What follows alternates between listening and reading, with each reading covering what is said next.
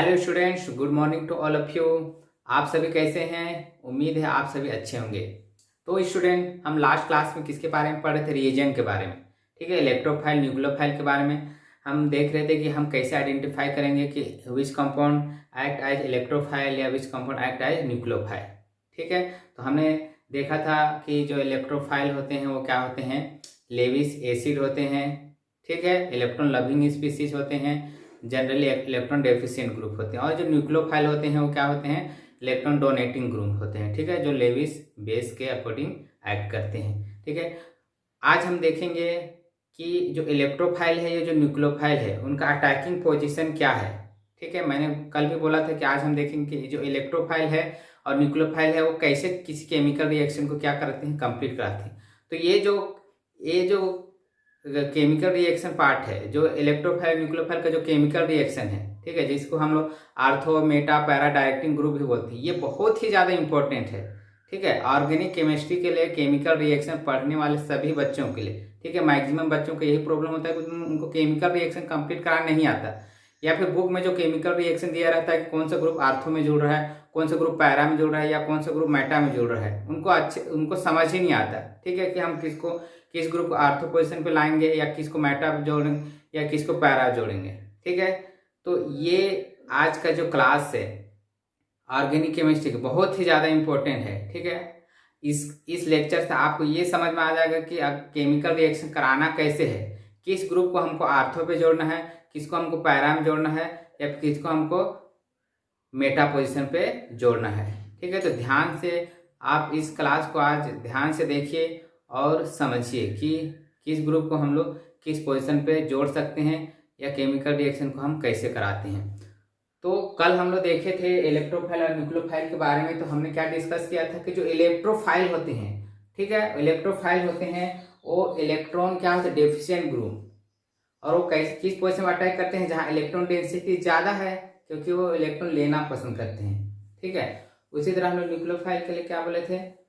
वो क्या करते हैं? ऐसी पोजीशन पर अटैक करते हैं जहाँ इलेक्ट्रॉन डेंसिटी कम है। तो मैंने थोड़ा सा बताया था कि जैसे हमको ये बेंजीन रिंग है, ये benzene ring normal benzene ring है। अब इसमें मैंने बोला था कि जो आर्थो पोजीशन है और पैरा पोजीशन है, यहाँ इलेक्ट्रॉन डेंसिटी क्या होती है? ज्यादा होती है। तो आर्थो और इस आर्थो और पैरा पोजीशन में कौन जुड़ता है? इलेक्ट्रोफाइल। ठीक है, इलेक्ट्रोफाइल। लेकिन जो मेटा पोजीशन है वहाँ इलेक्ट्रॉन डेंसिटी कम होता है। ठीक है, वहाँ कौन जुड़ता है? न्यूक्लियोफाइल। ठीक है, ये क्या है? मेसोमेरिक इफेक्ट के द्वारा रिंग को हम लोग सर्कुलेट करके बता सकते हैं कि कैसे आर्थो और पैरा पोजीशन पे इलेक्ट्रॉन डेंसिटी ज्यादा होगी और मेटा पोजीशन पे इलेक्ट्रॉन डेंसिटी कैसे कम होगी।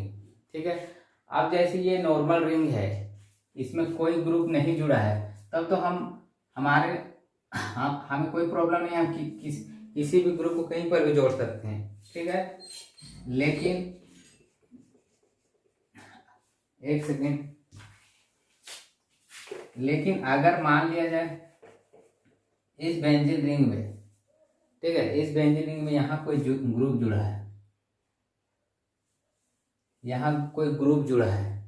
ठीक है, तो ये जो इलेक्ट्रोफाइल, मान लिया कोई इलेक्ट्रोफाइल जुड़ना है, अब ये कहाँ जुड़ेगा?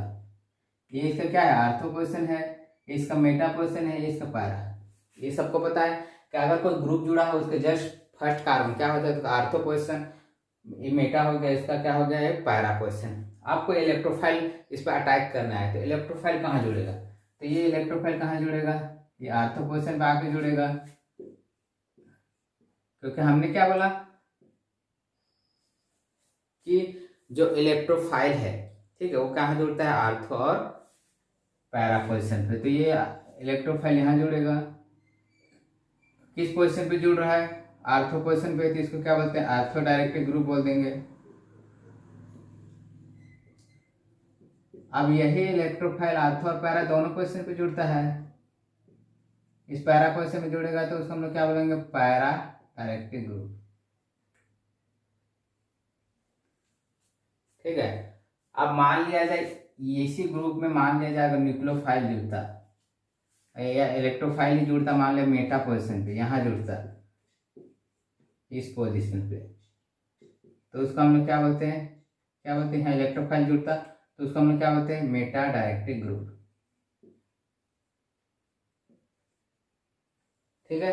तो इलेक्ट्रोफाइल हो या न्यूक्लियोफाइल है, ठीक है, जिनके अटैकिंग पोजीशन के बेसिस पे हम लोग किसी को क्या बोलते हैं आर्थोडायरेक्टिक ग्रुप, किसी को क्या बोलते हैं पैराडायरेक्टिक ग्रुप, और किसी को क्या बोलते हैं मेटाडायरेक्टिक ग्रुप। तो हम देखेंगे कि कब कोई भी ग्रुप आर्थोडायरेक्टिव का काम करेगा, कोई मेटाडायरेक्टिव का काम करेगा, या फिर कोई पैराडायरेक्टिव ग्रुप का काम करेगा। तो इसके लिए देखते हैं हम ट्रिक कि कैसे हम आइडेंटिफाई करेंगे कि कौन इलेक्ट्रो आर्थोडायरेक्टिव ग्रुप का काम करेगा, मेटाडायरेक्टिव ग्रुप का काम करेगा और पैरा।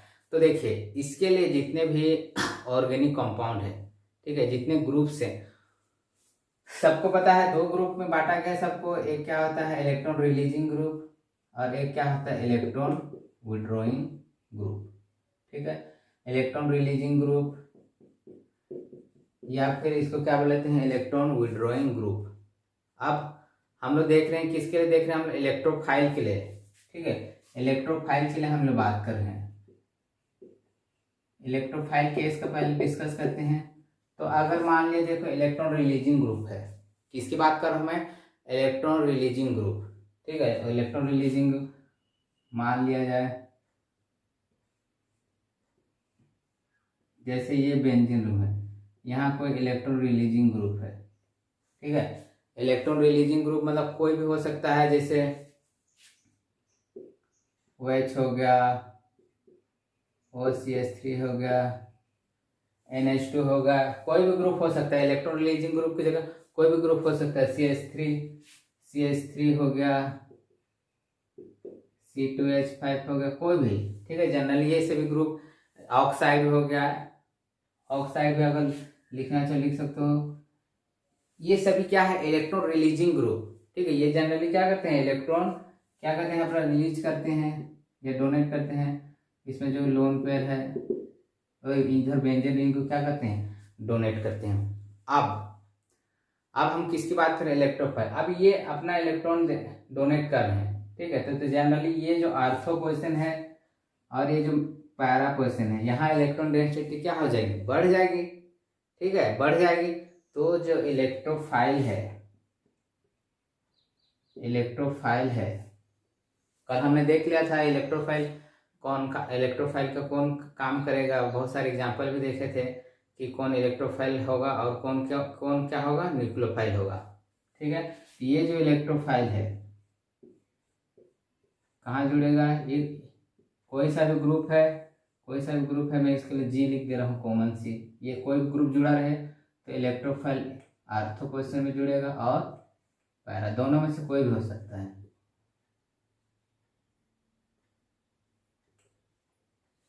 ठीक है। तो क्या है इसका मतलब क्या निकल रहा है कि अगर इलेक्ट्रॉन रिलीजिंग ग्रुप हो, ठीक है, तो ये क्या बनाता है आर्थो पैरा डायरेक्टिव ग्रुप। ये क्या होगा आर्थो डायरेक्टिव ग्रुप हो गया, और ये क्या होगा पैरा डायरेक्टिव ग्रुप। क्लियर है।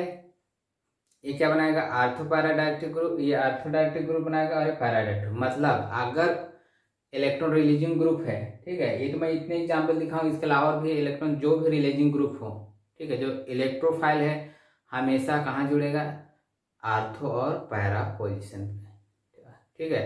तो उसके बेसिस में कौन मेजर बनेगा कौन माइनर बनेगा, इसको हम लोग अगले क्लास में डिस्कस करेंगे। अभी इतना जाने रहो कि इलेक्ट्रॉन रिलीजिंग ग्रुप होने पे ये आर्थो पैरा डायरेक्टिव ग्रुप का काम करेगा। अब ये तो हो गया किसका इलेक्ट्रॉन रिलीजिंग ग्रुप के केस में। अब हम लोग किसका देखते हैं इलेक्ट्रॉन विड्रॉइंग ग्रुप।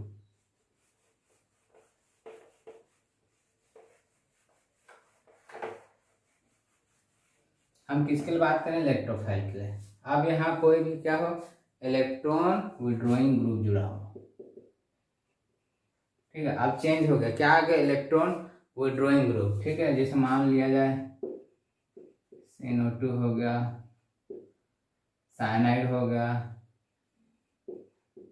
ठीक है, कार्बोक्सिलिक एसिड वाला ग्रुप हो गया। उसके बाद मान लिया जाए एक सल्फोनिक हो गया, ठीक है, साइनाइड हो गया ये, ठीक है। अब ये क्या है इलेक्ट्रॉन रिलीजिंग ग्रुप, ठीक है। एक ये क्या है इलेक्ट्रॉन रिलीजिंग ग्रुप और चाहो तो और भी एग्जाम्पल लिख दो।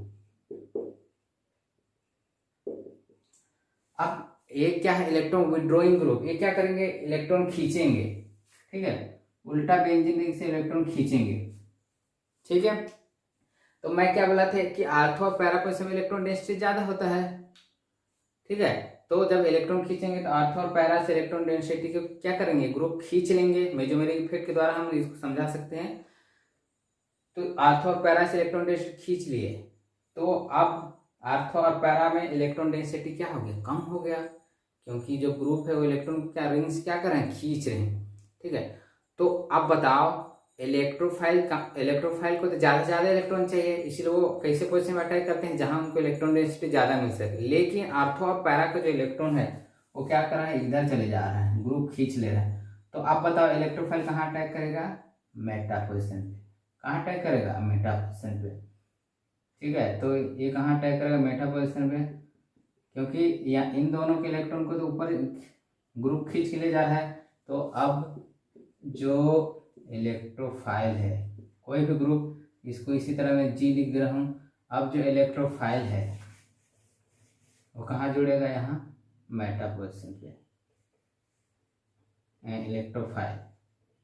तो इसको अब हम लोग क्या बोलेंगे, Meta directive group, Meta directive group. तो इतना क्लियर है।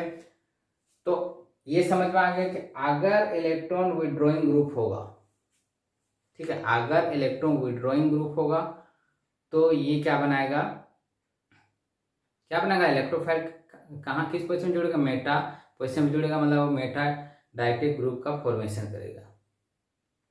तो इतना क्लियर है कि नहीं। देखिए, जितने भी बच्चे जो ऑर्गेनिक केमिस्ट्री पढ़ रहे हैं, ठीक है, चाहे क्लास 11वीं 12वीं बीएससी के पढ़ रहे हैं, चाहे एमएससी के पढ़ रहे हैं, ठीक है, चाहे आप किसी भी केमिस्ट्री रिलेटेड किसी भी कंपटीशन एग्जाम की तैयारी कर रहे हैं, ये बहुत ही ज़्यादा इम्पोर्टेंट चीज़ है, यह बात है, आपको दिमाग में रखने वाली चीज़ है कि किस ग्रुप को आप किस पोजीशन पे जोड़ेंगे। इससे बहुत सारे केमिकल रिएक्शन वाले क्वेश्चन ऑटोमेटिक क्या हो जाते हैं, सॉल्व हो जाते हैं। तो फिर से बता रहा हूँ कि अगर कोई इलेक्ट्रॉन रिलीजिंग ग्रुप है तो आर्थो पैरा डायरेक्टिव ग्रुप का काम करेगा, और अगर इलेक्ट्रॉन विड्रॉइंग ग्रुप हो तो वो मेटा डायरेक्टिव ग्रुप का काम करेगा। लेकिन यहाँ एक छोटा सा एक्सेप्शनल केस भी है। आप केमिस्ट्री रहे और एक्सेप्शनल केस ना आए तो हो ही नहीं सकता, ठीक है। केमिस्ट्री मतलब क्या है, एक्सेप्शनल केस। केमिस्ट्री इसलिए स्टूडेंट के लिए थोड़ा टफ बन जाता है क्योंकि उसमें बहुत सारे एक्सेप्शनल केस है, जैसे हम नॉर्मली पढ़ रहे हैं उससे ना हट के बहुत सारे ऐसे हमको पढ़ना पड़ता है जो बहुत सारे, या दिमाग में रखना पड़ता है जो बहुत ज़्यादा क्या होते हैं, एक्सेप्शनल केस में आते हैं, ठीक है। तो इसका भी एक्सेप्शनल केस है, क्या है, हाइलोजन वाले, ठीक है, हाइलोजन एक्स लिख दिया, मान लीजिए कोई भी हो सकता है, फ्लोरीन, क्लोरीन, ब्रोमीन, आयोडीन।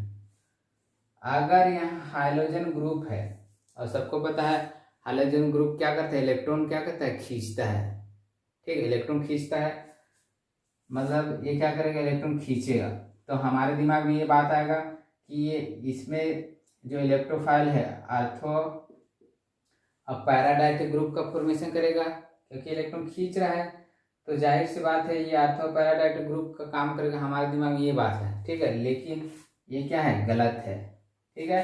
ये क्या होता है, जितने हाइड्रोजन है उसमें क्या होता है, लोन पेयर होता है। तो लोन पेयर को जनरली ये क्या कर देता है, रिंग में डोनेट कर देता है, और रिंग में डोनेट करने की वजह से इसमें क्या हो जाता है, आर्थो और पैरा पोजीशन पे इलेक्ट्रॉन डेंसिटी क्या हो जाती है, बढ़ जाती है, ठीक है। आर्थो और पैरा पोजीशन पे इलेक्ट्रॉन डेंसिटी क्या हो जाती है, बढ़ जाती है।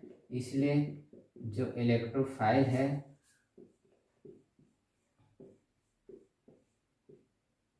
कोई भी हाइड्रोजन रहने से ये भी क्या बनाता है, इलेक्ट्रोफाइल कहाँ जुड़ता है, आर्थो और मेटा पोजीशन पे,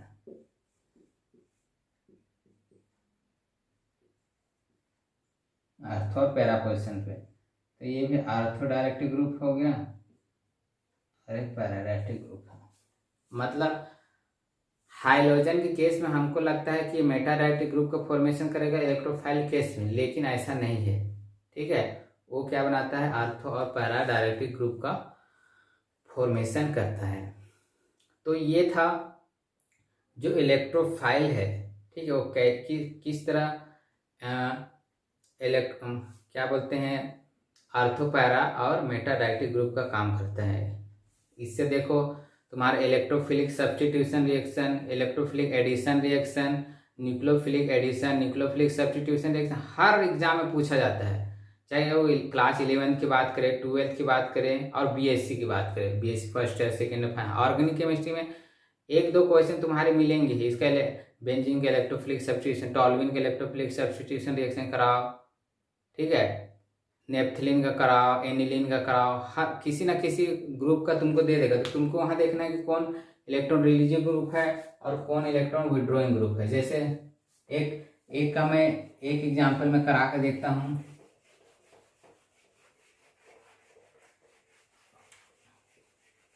जैसे एक का मैं बताता हूं। जैसे मान लिया जाए तुमको पूछ जाए कि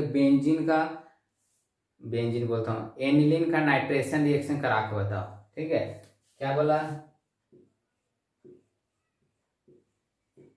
ये एनिलीन है, इसका बोल रहा है नाइट्रेशन रिएक्शन कराओ।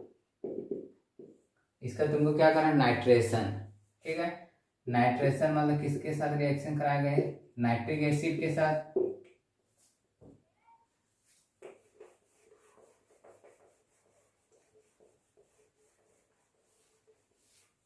ठीक है। अब नाइट्रेशन, अब बताओ जो NH2 ग्रुप था वो क्या था, इलेक्ट्रॉन रिलीजिंग ग्रुप, और इलेक्ट्रॉन क्या था, इलेक्ट्रॉन रिलीजिंग ग्रुप, ठीक है। तो जो इलेक्ट्रोफाइल है वो कहाँ जुड़ता था, आर्थो और पैरा डायक्टिक ग्रुप में। तो ये नाइट्रिक एसिड किस में जुड़ता है, NO2 प्लस और OH माइनस में। तो ये इसका क्या है, NO2 इसका इलेक्ट्रोफाइल पार्ट है। तो ये कहाँ जुड़ता है,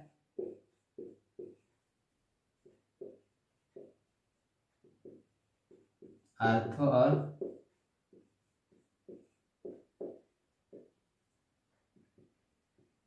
पैरा डायक्टिक ग्रुप का काम करेगा, ठीक है। समझ में आ गया, समझ में आया कि नहीं। तो ये क्या है, नाइट्रेशन कराया तो हमने देखे इसका इलेक्ट्रोफाइल क्या है, इलेक्ट्रॉन रिलीजिंग ग्रुप है। तो ये इसके आर्थो और पैरा डायक्टिक ग्रुप का काम करेगा। और एक एग्जांपल हम लेते हैं, जैसे मान लिया जाए मैं बेंजोइक एसिड लिया, ठीक है। अब बोला बेंजोइक एसिड का क्या करा तुम, क्लोरीनेशन,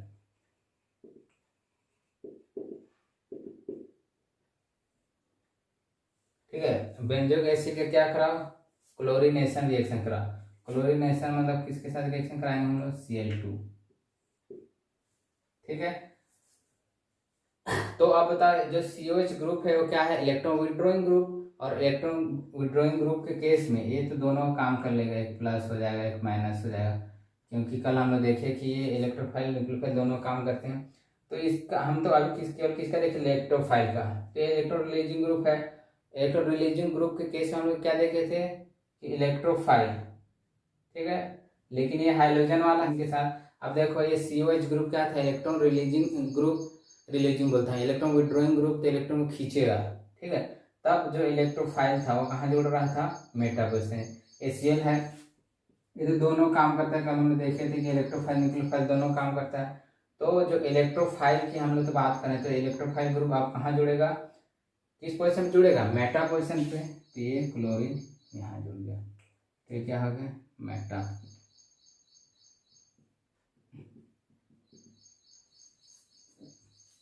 ठीक है, मेटा क्लोरो बेंजोइक एसिड। तो ये पता चल गया आप लोगों को कि कब कोई भी ग्रुप आर्थो डायरेक्टिव ग्रुप काम करेगा, कौन मेटा डायरेक्टिव ग्रुप करेगा और कौन क्या करेगा, पैरा डायरेक्टिव ग्रुप का काम करेगा, ठीक है। तो आप लोगों को समझ आ गया। अब इससे रिलेटेड क्वेश्चन को आप सोल्व कर लोगे, आप समझ सकते हो ना कि किसी भी केमिकल रिएक्शन में किस ग्रुप को आप किस पोजीशन पे जोड़ेंगे, ठीक है। तो आज इतने ही देखते हैं। अब इससे रिलेटेड मैं कुछ क्वेश्चन देता हूँ, ठीक है। क्वेश्चन को आप सोल्व करके इसका आंसर आप कमेंट सेक्शन में बताएं, ठीक है। सभी बच्चे इसका आंसर जरूर बताएं, ठीक है। बहुत सारे बच्चे पढ़ते हैं देखते हैं लेकिन उनका आंसर नहीं बताते हैं। आप आंसर जरूर बताइए, ठीक है। आप आंसर जरूर बताइए, इससे पता चलता है कि कौन सा बच्चा पढ़ रहा है, ठीक है, कौन सा बच्चा पढ़ रहा है या किसको समझ में आ रहा है, ठीक है, उससे ये पता चल जाता है, ठीक है, कौन पढ़ रहा है या कौन नहीं पढ़ रहा है। तो मैं कुछ क्वेश्चन दे देता हूँ, आप इसका पोजीशन जोड़ के बताइएगा कि कौन आर्थोडायरेक्टिव ग्रुप होगा या कौन मेटा डायरेक्टिव ग्रुप होगा या कौन पैरा डायरेक्टिव ग्रुप होगा। ठीक है, पहला है क्वेश्चन है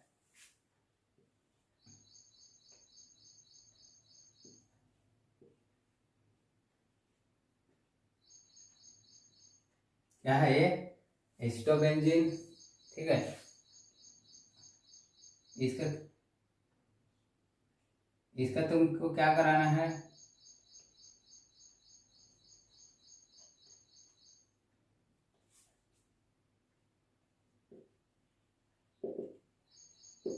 ब्रोमिनेशन रिएक्शन, ठीक है, इसका ब्रोमिनेशन रिएक्शन कराना है तुमको। दूसरा है नाइट्रेशन हो गया, सल्फोनेशन,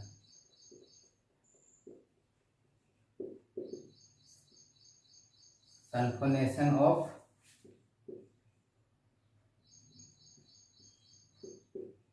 एनिलीन, एनिलीन का सल्फोनेशन कराना है तुमको। तीसरा है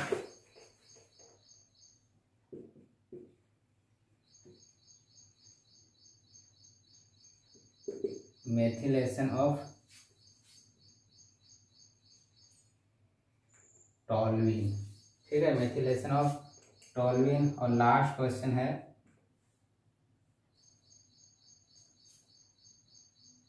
आयोडीनेशन,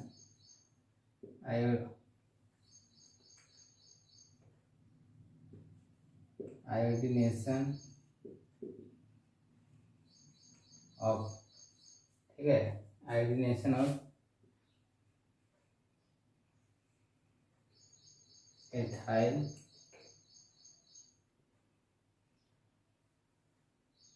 आयोडीनेशन ऑफ